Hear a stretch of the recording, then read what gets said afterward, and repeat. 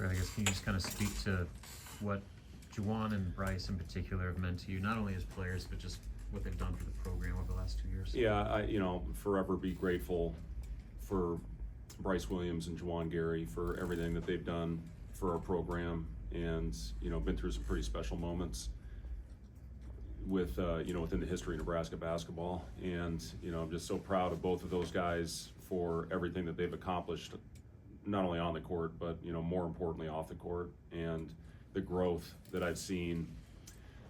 Juwan Gary, if you would have told me 3 years ago that he would have emerged as the leader, would have questioned that. But he just has come in and done what's ever asked of him.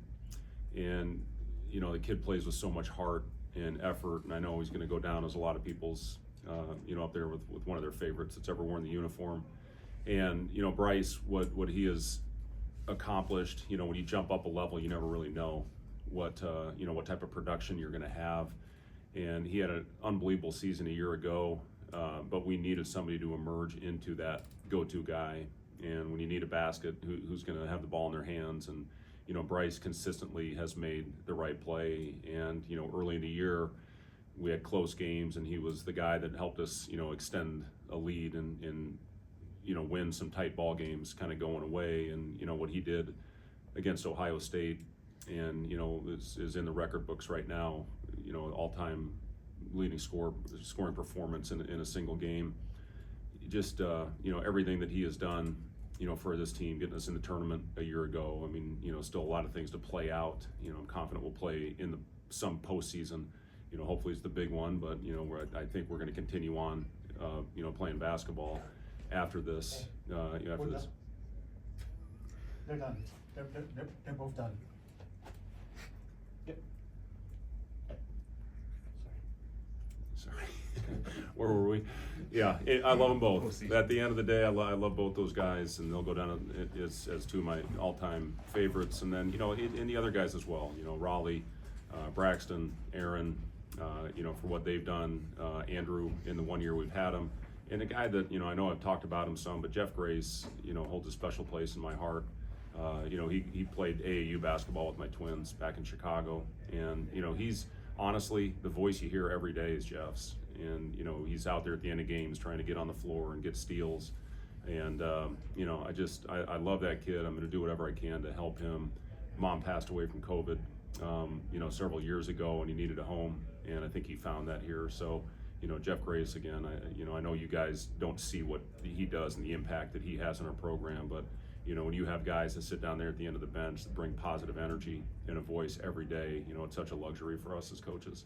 What do you tell guys about managing the emotions of senior day?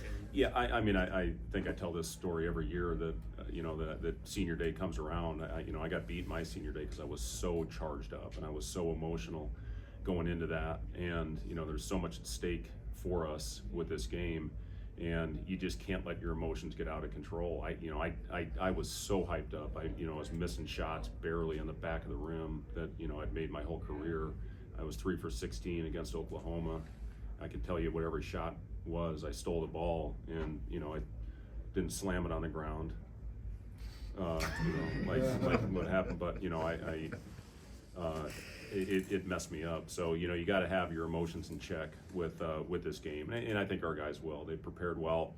After an absolute gut punch of a loss, 3 of them in a row now, and they've still found a way to bounce back and prepare. And excited to see what we have tomorrow.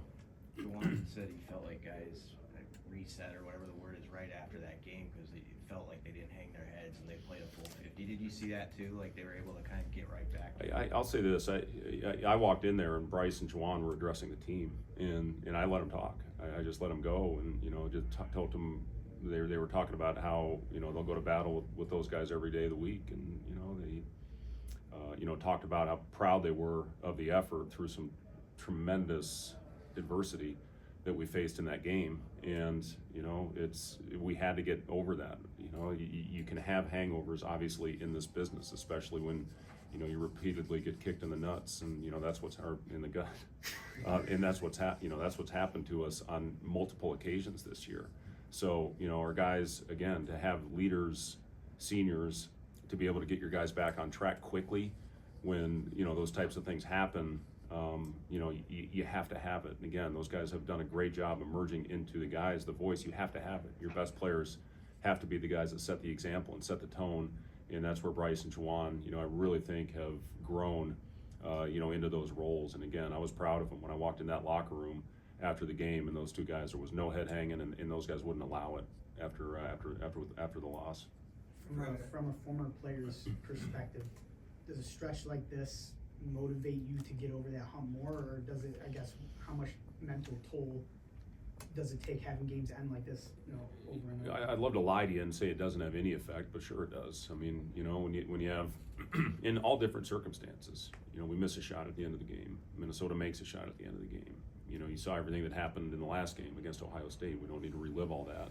And, you know, it's three completely different circumstances on, you know, on how we lost those games. So, yes, it does take its toll, to answer your question, Justin, but, you know, it is what it is, and we are where we are. And there's nothing we can do about it right now, except for go out and prepare for the next one. And that's what our guys have done a solid job of. And, you know, I know Iowa's going to come in here hungry as well. There's a lot at stake in this game for all of us. So, you know, we just got to be on point. We got to go out there and hopefully execute the plan and get off to a good start in an early game. When did you see that mental, verbal growth from Juwan? Do you remember when you saw him kind of having a different personality? I think most consistently, Wilson, it was this year. This year he became the you saw it at times last year, but, you know, it was more when things were going well.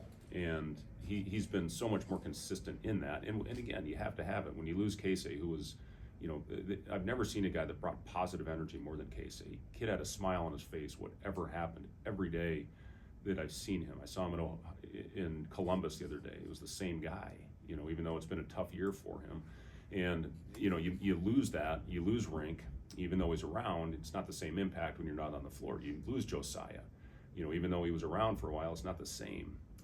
You know, you lose CJ, who, again, he was a guy that really emerged into a leader for us a year ago. So, you know, some of it was because of the necessity of somebody taking over that role and being the consistent guy. And Juwan, for the most part, has been that. He's done that, and again, I'm really, really proud of him, and it's going to benefit him greatly for the rest of his career. You're familiar with this program beyond your time as a head coach here.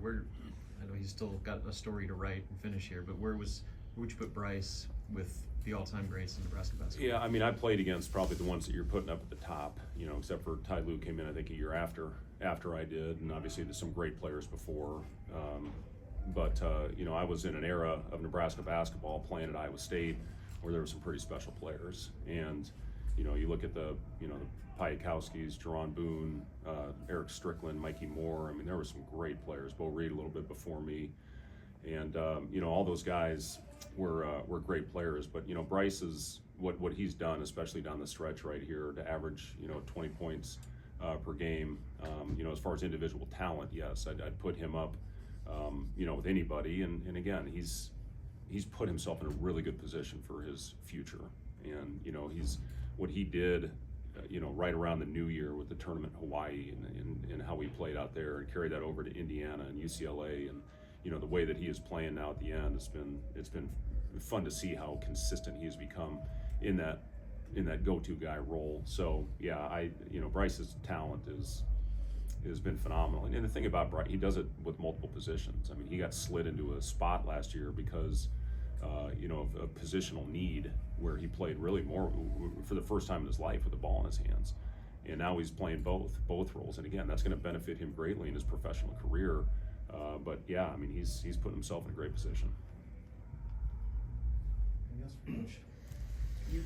You had, real quick, sorry, you had mentioned after the game on Tuesday that you were obviously unhappy with some calls. Did you even bother, or Troy sending anything into the Yeah, sure we did. And I got a call. You know, the way it works is supervisor officials.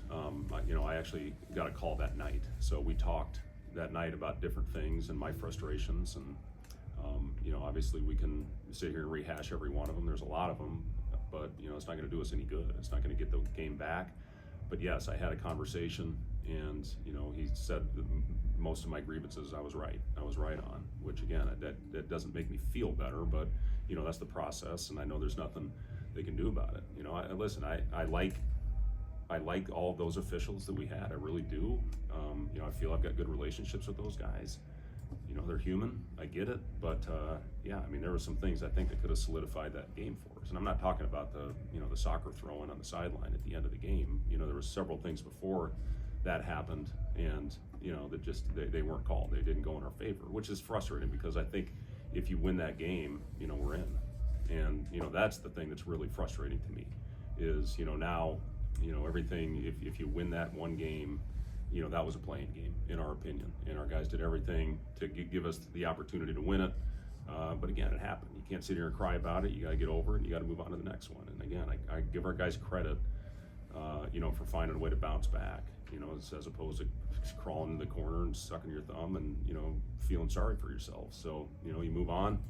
It is what it is, and, you know, hopefully we go out and play well tomorrow.